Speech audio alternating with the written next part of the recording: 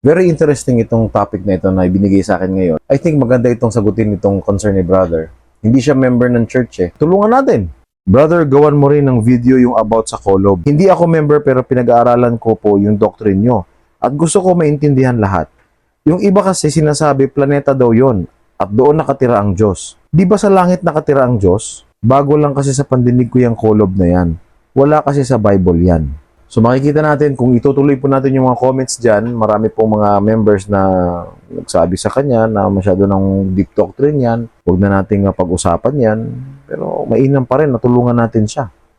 Pero bakit niya alam ang Kolob, ano? Siya ay nagsasaliksik, nagre-research. Maganda ito, brother, maganda po yung ginagawa mo. Hindi naman natin alam lahat ng bagay, kailangan natin mag-aral talaga. I-research natin ng maayos para makuha po natin ang kasagutan. Abraham chapter 3 verses 2 to 3, starting from verse 2, "And I saw the stars, that they were very great, and that one of them was nearest unto the throne of God, and there were many great ones which were near unto it.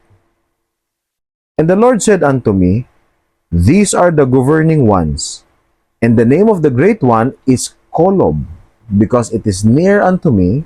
I have set this one to govern all those which belong to the same order as that which thou standest."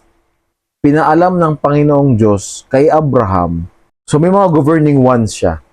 At among those governing ones, Kolob is the greatest. Itong idea ng Kolob na ito, kasama ito sa ating theology. Ibig sabihin sa aral nating pangrelihiyon. Kailangan natin bigyan ng linaw, ano ba itong Kolob na ito? Kasi ang iniisip nating lahat, iniisip ng karamihan, dito nakatira ang Diyos. Meron pa nga tayong kanta niyan eh, "If you could hide to Kolob."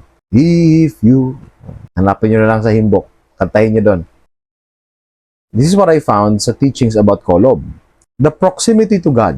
When you say proximity, yung distansya ng time, space, or relationship. Take note of that. So, kung sinasabi natin itong Kolob ba ay talagang doon nakatira ang Diyos, ang unang research ko po ay proximity to God. Ibig sabihin yung distansya niya from that. Ano ba yung Kolob? Ito ba ay doon or distansya ito mula doon? Pag sinabi mong proximity, layo niya mula doon sa kinaroroonan ng Diyos. Isang bagay yun na maiintindihan natin na hindi ito doon mismo.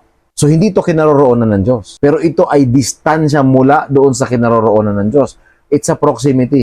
So, ang Kolob ay maiintindihan natin ngayon is not a dwelling place of God. Instead, it described as being near God's throne.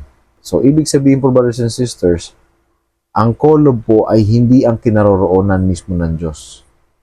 Pagkus ito po ang pinakamalapit sa kinaroroonan ng Diyos.